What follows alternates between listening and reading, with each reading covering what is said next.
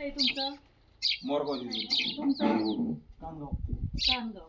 जेजुरीपासूनच नाही, दोन तालुका. 2 तालुका. सगळ्यात आधी तर करण आरोग्य सेवा केंद्र तुमचा आभारी. इतक्या लांबून विश्वास ठेवून तुम्ही आलेले आहेत, म्हणजे हे नातं विश्वासाचं आहे. विश्वासाचं. मग प्रगती पण तशीच आधुनिकतेकडे जाणारी. आता गेलीच तुमचं पाहिजे. कांद्याचं क्षेत्र किती आहे? कांदे क्षेत्र 2.5 एकर असतं. 2.5 एकर आहे. ओके. कांदा लागवड केलेला किती दिवस झाले? कांदा आता 3 दिवस झाला लागवड केलेला आणि 1.25 एकर कांदा 6-7 तारखेला लावलेला आहे.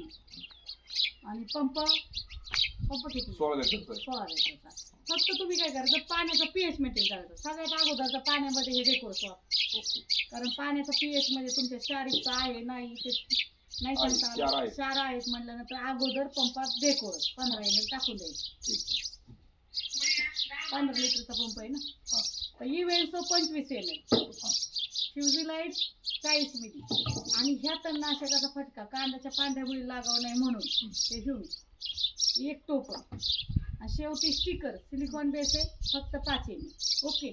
अशी दाट फवारणी करून घ्यायची. एका एकरामध्ये तुमचे 10 पंप झाले पाहिजे. ठीक. काडी पण राहत नाही, सगळं क्लिअर होतं.